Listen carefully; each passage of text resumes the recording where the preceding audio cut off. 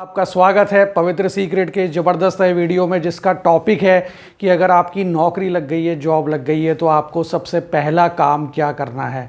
तो साथियों, आज मैं इस बहुत ही इम्पॉर्टेंट टॉपिक के बारे में चर्चा करूंगा और ये इसका जो जवाब है ये मेरे पर्सनल एक्सपीरियंस पर बेस्ड है। ये ज़रूरी नहीं है जो मैं कह रहा हूँ वो आप करें ही सही, लेकिन जो भी मैंने देखा है, समझा है और ख़ुद पे भी जो मैंने अप्लाई किया है उससे मुझे काफ़ी बेनिफिट्स हुए हैं। वो आज मैं आपको प्रैक्टिकल चीज़ जो आप है दुनिया में वो आपको मैं शेयर करूँगा। मेरे पास किसी भी तरह की कोई फैंटेसी बातें नहीं है, किसी भी तरह की कोई इधर उधर की बातें नहीं हैं जिनको करके मैं आपका मन बहलाऊँ। मेरे पास है ग्राउंड और बेस पे और रियलिटी पर निर्धारित बातें जो आपके लाइफ में वास्तव में काम आएगी अगर आपने उनको अच्छे से यूज़ किया। तो साथियों, आपकी जॉब लग गई है और अब आपको नौकरी स्टार्ट करनी है। सपोज करते हैं कि हम इंडियंस की जो पहली एवरेज सैलरी है वो 30 to 40,000 है, तो भी कोई बात नहीं। अगर इससे ज़्यादा है तो बहुत ही बढ़िया बात है। लेकिन अगर हम मंथली अगर अच्छे से मेहनत करते हैं तो हम 30 से 40 हज़ार रुपये आराम से कमा सकते हैं किसी भी टाउन के अंदर या कहीं भी जहां हमारी जॉब लगती है, या अगर जॉब नहीं भी लगती है तो कुछ भी बिजनेस करके या ट्यूशन पढ़ा के हम किसी भी तरह 30 to 40,000 रुपीज़ अगर हम मेहनती हैं तो ईज़िली अर्न कर सकते हैं। तो अगर हम ये अर्न कर रहे हैं तो हमें पहला काम क्या करना है, वो हमें पहला काम करना है साथियों कि हमें जाकर पीपीएफ अकाउंट खुलाना है। पब्लिक प्रोविडेंट फंड अकाउंट खुलाना है और खुलाना है। क्यों खुलाना है? क्योंकि पीपीएफ ऐसा अकाउंट है जिसको मेंटेन करने के लिए आपको मिनिमम 500 रुपये की ज़रूरत है और इसमें आप मैक्सिमम 1.5 लाख रुपए तक साल में जमा कर सकते हैं। फाइनेंशियल ईयर कब से शुरू होता है? फाइनेंशियल ईयर साथियों इंडिया में हर बिजनेस के लिए 1 अप्रैल ऑफ दिस ईयर, जैसे 2020 की बात करें तो इसका फाइनेंशियल ईयर कब शुरू हुआ? 1 अप्रैल 2020 से। ख़त्म कब होगा? 31 मार्च 2021। तो उस फाइनेंशियल ईयर में आपको अगर पीपीएफ अकाउंट आपने खुलाया हुआ है तो उसमें आपको मिनिमम 500 रुपये हर साल डालने हैं उसको एक्टिव रखने के लिए। मैक्सिमम आप 1.5 लाख तक डाल सकते हैं। सेकेंड इज पीपीएफ अकाउंट आप कहाँ खुलाने जाएं? पीपीएफ अकाउंट आपको खुलाना है साथियों या तो आपके शहर के प्रधान पोस्ट ऑफिस में। प्रधान पोस्ट ऑफिस में मैं क्यों कह रहा हूँ उसके लिए आप मेरे जो डिफरेंट अलग वीडियोस हैं वो चेक करिएगा, वो ज़रूर देखिएगा, जिसमें मैंने बताया है कि मेन पोस्ट ऑफिस जो दूसरे पोस्ट ऑफिसेज हैं उनमें क्या फ़र्क होता है। एक प्रधान डाकघर होता है शहर का, तो उसमें आपको अकाउंट खुलाना है। अगर उसमें आपका अकाउंट अगर आपको नहीं खुलाना है तो आप आजकल बहुत सारी बैंक्स भी जो है पीपीएफ अकाउंट ऑनलाइन सुविधा देती है। तो जो आपका सैलरी अकाउंट है या एक अकाउंट तो सबके पास होता ही है, वो किसी भी अच्छे बैंक में आप ओपन करवाएं, जैसे एसबीआई बैंक हुआ, एचडीएफसी बैंक हुआ, आईसीआईसीआई बैंक हुआ, बंधन बैंक हुआ और आपका एक्सिस बैंक हुआ, या कुछ अच्छे बैंक से इनमें आप अपना अकाउंट खुलाएं। इसमें जो है आप ऑनलाइन ट्रांजैक्शन किसी साथी की मदद से समझ लें किस तरह करते हैं 1-2 बार, फिर उसके बाद आप धीरे धीरे खुद ही हैबिचुअल हो जाएंगे। वहाँ भी आप अपना पीपीएफ अकाउंट खुला सकते हैं। मैं पीपीएफ अकाउंट पे जोर क्यों दे रहा हूँ? मैं इसलिए जोर दे रहा हूँ साथियों कि जहाँ आज कोरोना काल में सारे बैंक्स की ब्याज दरें 5.5% पर आ गई हैं, 5% पर आ गई हैं, वहाँ पीपीएफ पर अभी भी गवर्नमेंट की तरफ से जो ब्याज दर है वो 7.1% है। हाँ साथियों, 7.1% है। एक साल पहले ये 8% थी, उससे पहले 8.5 थी, उससे पहले 8.8 तक भी थी, लेकिन इस समय 7.1 तक है। तो इसका मतलब ये नहीं है कि वो 7.1 ही रहेगी, आगे जैसे कोरोना का टाइम ठीक होगा वो आगे बढ़ भी जाएगी। तो ऐसे टाइम पे भी आपको 7% आपकी जमा राशि पर ब्याज मिल रहा है और यह ब्याज टैक्स से पूरी तरह फ्री है। यानी जितना भी पैसा आपके पीपीएफ अकाउंट में जमा है वो पूरी तरह से टैक्स फ्री है। जब आप उसको निकालेंगे, चाहे वो अगर मान लीजिए मैच्योरिटी अमाउंट 10 लाख हो जाता है या 20 लाख आप निकालते हैं या 30 लाख निकालते हैं या आप 35 लाख निकालते हैं या 40 लाख निकालते हैं, तो भी वो पूरा अमाउंट निकाला हुआ आप बैंक में डालते हैं, वो भी टैक्स फ्री है। तो साथियों इतना ज़बरदस्त होता है ये पीपीएफ अकाउंट। मैं क्यों इसकी इतनी तारीफ कर रहा हूँ, नौकरी लगती पहला काम क्यों करना है, उसका अगला कारण समझिए कि अगर आपने मान लीजिए हर महीने आप 30 से 40 हज़ार कमा रहे हैं, तो पहले साल आपने 1 लाख यानी पूरे फाइनेंशियल ईयर में आपने अलग अलग टाइम पे जाके 1 लाख रुपए जमा किए। सेकंड ईयर में जाके अगले फाइनेंशियल ईयर में जाके फिर से आपने 1 लाख जमा किए, तो देन जमा हो गए 2 लाख।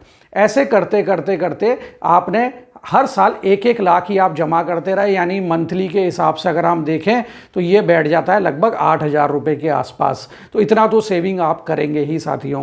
तो अगर ये करते हैं तो 6 साल में जो है लगभग 6 लाख रुपए आपके पीपीएफ अकाउंट में जमा हो गए और इकट्ठा हो गए। अब साथियों एक बहुत बड़ा मिथ है हमारे देश में। वो मिथ क्या है कि पीपीएफ अकाउंट के अंदर तो 15 साल की लॉकिंग होती है, मैं अपना पैसा कभी यूज़ नहीं कर पाऊंगा। तो साथियों ये पूरी तरह गलत है, निराधार है। क्यों? क्योंकि लोगों ने पीपीएफ के रूल्स को गहराई से पढ़ते नहीं है, एक दूसरे से सुन लेते हैं, एक दूसरे से सुन के फिर वो भी यही चीज़ आगे बोलने लग जाते हैं जिसका कोई आधार नहीं है। तो मैं आपको कह रहा हूँ कि हाँ, 15 साल का लॉकिंग पीरियड है पीपीएफ अकाउंट में, और उस 15 साल के बाद भी अगर आपका मन करता है, आपको पैसे की ज़रूरत नहीं है, तो उसको हर 5-5 साल के पीरियड में आप बढ़ा भी सकते हैं। लेकिन यह गलत है कि आप कभी भी पैसा निकाल नहीं सकते। जब 6 साल हो जाते हैं, तो जब 6 साल फाइनेंशियल ईयर के ख़त्म हो गए, अब 7 ईयर में आपको अगर मान लीजिए कि कितने पैसे जमा हुए थे आपके 6 लाख रुपए 6 साल में, 7th ईयर में मान लीजिए कि आपका मन किया कि मैं साहब जाता हूं और मैं थोड़ा कुल्लू मनाली अपनी फैमिली के साथ घूम के आता हूं। नाउ अब देखिए मज़ेदार बात, जरा ज़िंदगी का घुमाव देखिए, ज़िंदगी की मज़ेदार चीज़ें देखिए। अब आपको उसके लिए 50,000 रुपये चाहिए, घूमने जाना है, अच्छे से आप एक ठीक ठाक अच्छे से होटल में रहेंगे, अच्छे से आप लग्जरी से इज्जतदार तरीके से घूम के आपको वापस आना है। तो उसके लिए हमको 50,000 रुपये के आसपास चाहिए। कुछ पैसे हमारे पास उस समय एट प्रेजेंट भी हैं। तो अब देखिए पीपीएफ का कमाल, आप गए पोस्ट ऑफिस में कि भाई मेरा ये 7वां साल चल रहा है, तो 6 साल में जमा कितने हो गए पैसे, 6 साल में हो गए साथियों 6 लाख रुपए। अब 6 लाख का आधा यानी 1.5 लाख रुपए तक आप मैक्सिमम निकाल सकते हैं। अब आप एक चीज़ देखिए कि आपके 6 लाख रुपए में ब्याज कितना जमा हो गया। आप अगर हर साल 1-1 लाख जमा करते रहे तो हर साल लगभग एवरेज मान लेते हैं कि 7% के हिसाब से 7,000, 6 सालों में हो गया 42,000। तो इसमें यहाँ पर ये रकम होगी कम से कम, अब अगर हम कंपाउंड इंटरेस्ट की बात करें, यानी जो पहले साल जो 1,07,000 हुए थे उस पर फिर ब्याज मिलेगा अगले साल। तो ऐसे करके जब 6 सालों में 6 लाख रुपए, तो उस पर ब्याज लगभग 6,60,000 रुपए के आसपास हो जाएगा। अब आप गए कि भाई मुझे जो है इसमें से तुम 50,000 रुपए दे दो, तो पोस्ट ऑफिस वाला जो है बंदा वो आपको कहेगा सर एक विड्रॉल स्लिप भर दो, और आपकी जो पीपीएफ अकाउंट की डायरी होगी उसमें जो है वो अपनी एंट्री करेगा और उसमें से आपको 50,000 रुपए दे देगा। साल में सिर्फ आप एक बार ही एग्जिट कर सकते हैं। कितना एग्जिट कर सकते हैं पैसे का? जितना जमा है उसका फर्स्ट 3 साल का जो पैसा है यानी कि 1.5 लाख रुपए, उसका जो है उतनी उसकी मैक्सिमम लिमिट है। यानी कि पहले 3 साल में कितने किए थे आपने? 3 लाख रुपए, उसका आधा कितना होता है? 1.5 लाख रुपए। तो 1.5 लाख मैक्सिमम आप एक बार में आप निकाल सकते हैं। लेकिन आपको 1.5 लाख की जरूरत नहीं है। आपको कितने की जरूरत है? 50,000 की। आपने 50,000 की स्लिप भर दी, आप अपने 50,000 रुपए लिए। वो 50,000 कौन से है साथियों? मूलधन आपने छेड़ा ही नहीं है, वो तो ब्याज के पैसे हैं, वो तो ब्याज के 50,000 रुपए हैं। आपने अपना लिया, आपने अपने पॉकेट में डाले और आप रवाना हो गए, और उसके बाद आप आराम से फैमिली के साथ घूमने चले गए। तो आपका पैसे का पैसा भी पड़ा रहा, 6 लाख रुपए मूलधन भी पड़ा रहा, जिस पर अगले साल फिर से 50,000 रुपए ब्याज जमा हो जाएगा। तो और आपका जो है आपकी लाइफ भी बहुत खुशहाली से चलती रही। तो ये जो छोटी छोटी बचत है साथियों, जो पुराने हमारे बुजुर्ग कहते थे हमेशा छोटी छोटी छोटी बचत से ही एक दिन फिर बड़ा महल तैयार होता है। तो ये कुछ मज़ेदार चीज़ें मैं आपको बताना चाह रहा था जो कि आपके लाइफ को एक डिफरेंट मोड़ दे सकती है। हर समय जमा करने की प्रवृत्ति से भी आनंद नहीं आएगा, बीच बीच में उसमें से थोड़ा सा निकालते रहें, थोड़ा ही पोर्शन निकालते रहें ब्याज का, और उससे हम आनंद से अपना घूम सकते हैं, अपना जो है कोई भी परचेजिंग कर सकते हैं। सपोज़ आपको एलईडी टीवी पसंद आ गया कि भाई इसकी कॉस्ट सोनी का टीवी है 60,000 रुपये है, तो उसके अगले साल आप जाके 50,000 फिर से निकाल लीजिए और अपने सोनी का टीवी ले आइए। आपको कहीं स्टडी अपग्रेड करनी है कि भाई अब मैं थोड़ा और पढ़ाई कर लूँ, तो भी आपको जो है पैसे अवेलेबल हो जाएंगे। बीच में अगर आपके पास पैसे आते हैं तो फिर से आप इसमें ऐड ऑन करते रहिए, ब्याज तो हर साल मिलता ही रहेगा। लेकिन अगर ये इस मिथ में आप पीपीएफ अकाउंट नहीं खिला रहे हैं कि भाई मैं तो पैसा निकाल नहीं पाऊंगा, लॉक हो जाएगा 15 साल का, इट इज़ एब्सोल्युटली रॉन्ग। इसमें कोई आधार नहीं है। मैंने जो बोला वो ही अकाट सत्य है, क्योंकि मैं पोस्ट ऑफिस में जाकर ये सब चीज़ें गहराई से सब चीज़ें जांच कर, नियम पढ़कर ही आज यहाँ आपको शेयर कर रहा हूँ।